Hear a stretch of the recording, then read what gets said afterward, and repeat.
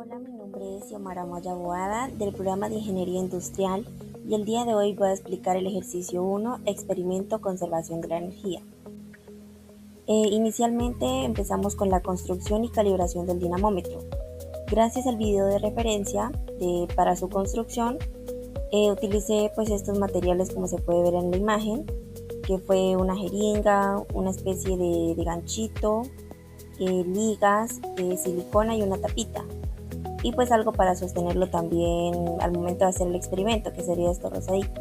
Luego procedemos a mirar cuánta es la diferencia aquí para hallar la posición de equilibrio. Entonces simplemente situamos una regla al lado, ya que las medidas de la regla son diferentes a las que tiene la jeringa. Entonces mejor nos adecuamos a las de la regla para que la medición sea más exacta. Sacando aquí las cuentas, nos da una medida de 0,6 centímetros. Entonces es lo que es equivalente a 6 milímetros. Entonces podríamos decir que la posición de equilibrio es 6 milímetros, que sería la que vamos a trabajar alrededor de todo el experimento. Luego de que ya hayamos la posición de equilibrio, nos piden que pesemos 5 masas diferentes. Yo utilicé un frasquito de agua y gradualmente iba poniendo las masas, que pues yo escogí las que la tabla me recomendó, que fue 0,1 kilogramos, equivalente a 100 gramos. Aquí, como se puede ver en la gramera que yo tenía en mi casa, pues fui sacando agüita y iba poniendo la medida que correspondiera con lo que necesitaba, que pues eran pues los 100 gramos. Luego hice el experimento con el dinamómetro y me dio un estiramiento de 13 milímetros. A esto se le resta la posición de equilibrio, que es ese espaciecito que queda en el dinamómetro, que pues fueron los 6 milímetros, quedándonos un estiramiento de 7 milímetros. Nos piden que lo demos en metros, entonces esto sería igual a 7 por 10 a la menos 3, que sería igual a poner a 0.007 metros. En la fuerza normal, simplemente utilizamos la fórmula, que es el peso por la gravedad, que es 0,1 kilogramos por la gravedad de 9,81 metros sobre segundo, dándonos como resultados 0,981 newton. Entonces hacemos el mismo procedimiento para todas, dándonos pues los resultados que tenemos en la tabla.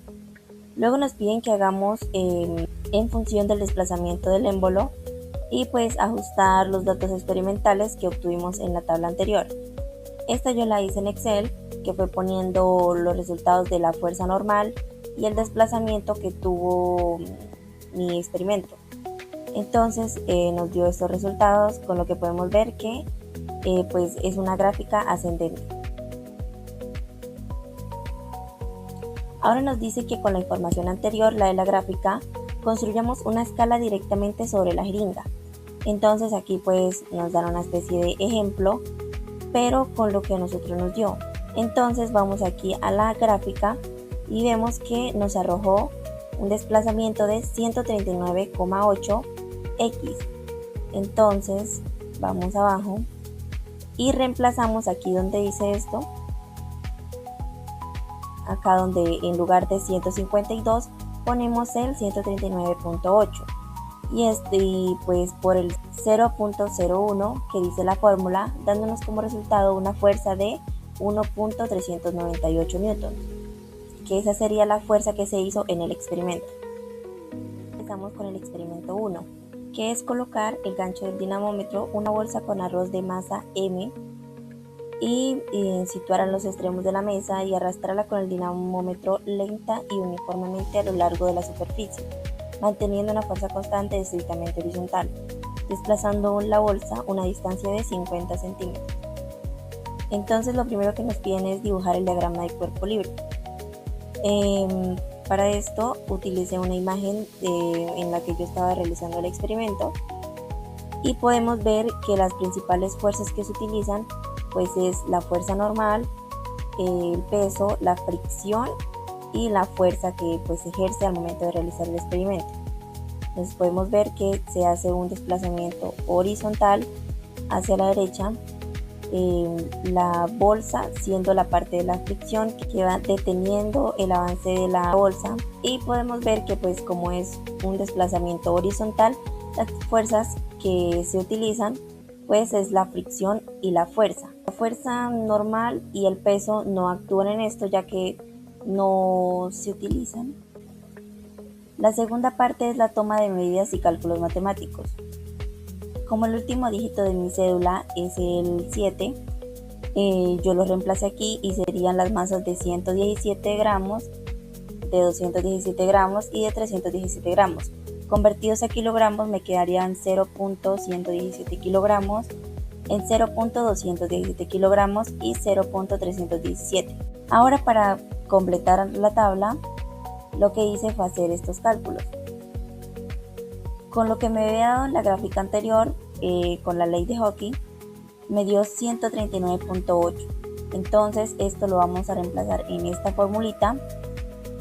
Vamos a primero hallar desplazamiento, que fue restando la elongación que me dio, menos en la posición de equilibrio, que eran los 6 milímetros, dándome 8. Este 8 se va a poner aquí en la fórmula y dándonos como resultado 1.1184 newtons. Esto hacemos el mismo procedimiento para todos las otras masas. Ahora vamos a hallar el trabajo. Ya tenemos que la distancia en metros pues es 0.50. Como es un avance horizontal, tenemos que el ángulo es de 0 grados. Reemplazamos en la fórmula que nos dio la guía, que es esta. Reemplazamos el resultado que nos dio anteriormente para 0.117 kilogramos. Lo reemplazamos aquí. El X sería la distancia del recorrido, que fue 0.50 metros, por el coseno del ángulo, que el ángulo ya dijimos que es 0 grados. Entonces nos da este resultado, que es 0.5592 joules. Hacemos exactamente lo mismo para las otras dos masas y nos dan estos resultados de la tablita. La fuerza de fricción hacemos exactamente lo mismo. Ponemos el resultado que nos dio al principio, que fue la fuerza de rozamiento, la reemplazamos en la fórmula, esta vez para el ángulo de 180 grados, ya que como vimos esta es el ángulo opuesto, dándonos como un resultado de menos 0.5592 joules. Aquí ya podemos analizar que es exactamente igual al trabajo hecho, pero nos da negativo, debido a que es el opuesto a lo que es el trabajo. Ahora el trabajo neto, que la fórmula nos dice que el trabajo neto es igual a la fuerza aplicada más la fuerza de fricción. Entonces aquí hacemos los respectivos reemplazo de los datos y nos va a dar 0, ya que como ahorita dijimos es exactamente lo mismo. Entonces al restarse pues da 0 y lo ponemos en la tabla. Como análisis de resultado nos dice cómo varía el trabajo realizado por la fuerza medida por el dinamómetro al aumentar la masa de la bolsa, considerando que es el mismo desplazamiento.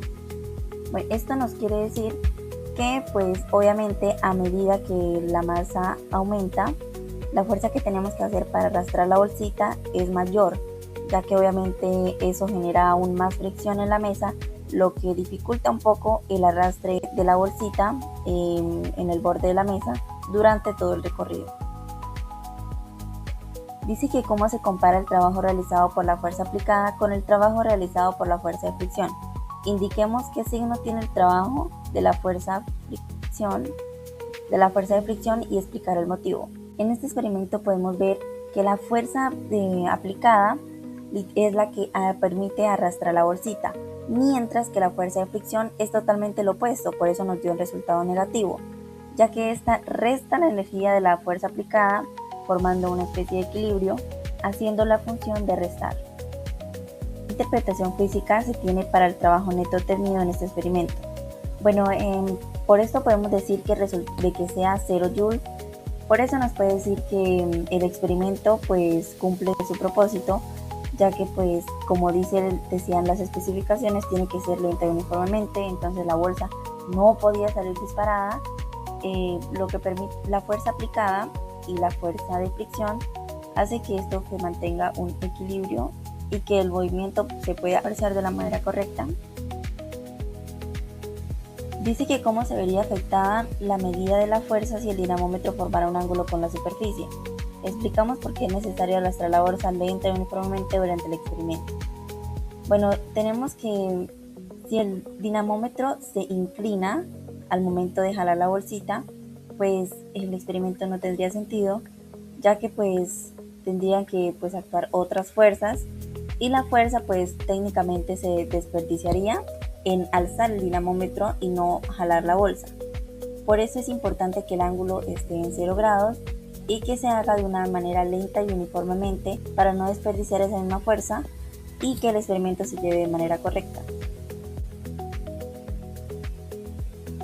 Todos nos dicen que nuevamente coloquemos la bolsa de arroz en el gancho del dinamómetro y que lo pongamos en el piso y lo levantemos hasta el borde de una mesa con velocidad constante. Como primera parte dibujamos el diagrama de cuerpo libre. Como se va a hacer de forma vertical, las fuerzas que actúan pues sería la fuerza aplicada con el peso. Hacemos exactamente lo mismo que el ejercicio anterior, pero teniendo en cuenta las nuevas medidas que nos dieron.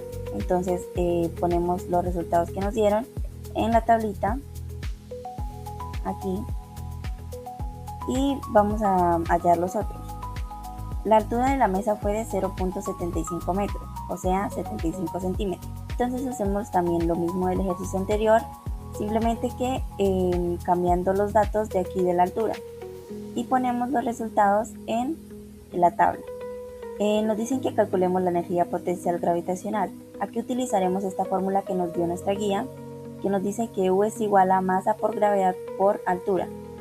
Entonces reemplazamos y los datos que nos den también los ponemos en la tabla. Nos dicen que analicemos los resultados.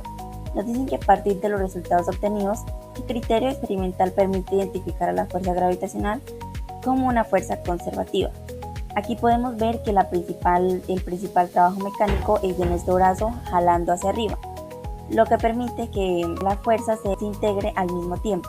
Esto confirma que la energía pues se transforma, pero que se mantiene constante a medida que se va realizando el proceso. Dice que si se repitiera el experimento elevando la bolsa hasta la misma altura mediante un camino diferente, ¿qué se esperaría observar en el trabajo de fuerza gravitacional y en la energía potencial? Vean que los resultados fueran los mismos, ya que pues fundamentalmente influyen es la posición inicial y la posición final. Así que si se hiciera de un camino diferente pero con la misma altura, pues esperarían que los resultados fueran los mismos, ya que el camino tomado es irrelevante desde que se mantenga las posiciones iniciales para tener el mismo resultado final. ¿Y qué conclusiones pueden extraerse sobre la validez del principio trabajo-energía a partir de los datos obtenidos? Simplemente el experimento nos confirma la validez del teorema del trabajo, el experimento pueden influir muchos casos como la toma de las medidas de la jeringa, pero que estos factores pues se van demostrando en el margen de error que pueda tener el experimento al final. Para el experimento 3 nos dicen que desde una altura constante de 2 metros dejar caer las bolsas. Entonces aquí nos piden que tomemos pues 3 tiempos y le saquemos el promedio. Aquí está la evidencia fotográfica del ejercicio realizado. Y para la masa de 117 me dio un tiempo promedio de 0.614. Para el de 217 me dio de 0.601. Para el de 317 me dio 0.583 segundos. Entonces nos dicen que calculemos la velocidad final. Utilizamos esta fórmula con una velocidad inicial de 0 y reemplazando en la fórmula nos da un resultado para la masa de 0.117 kilogramos, nos da este resultado y hacemos lo mismo para las demás masas que podemos observar aquí en la tabla superior.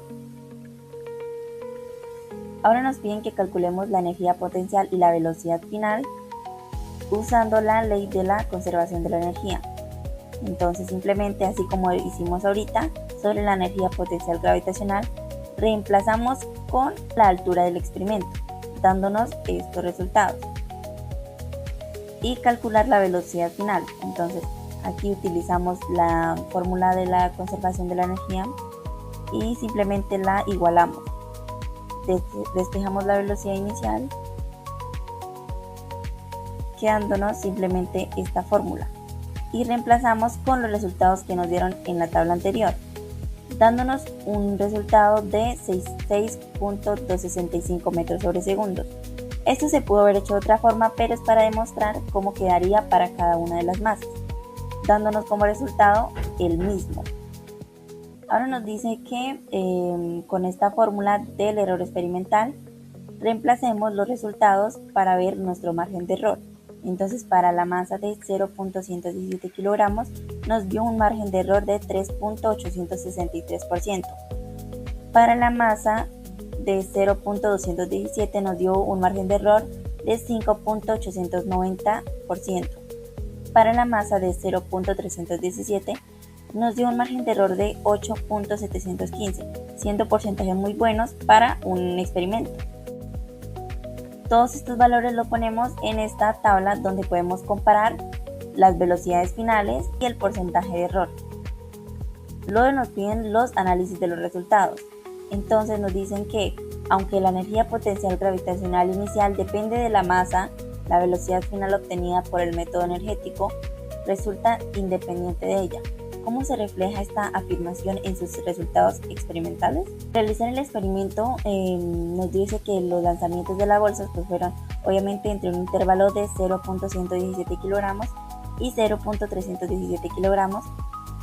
A pesar de la diferencia del peso, el cálculo teórico de la velocidad resultó idéntico, como lo vimos en la anterior tabla, a todos nos dio 6.265 metros sobre segundos.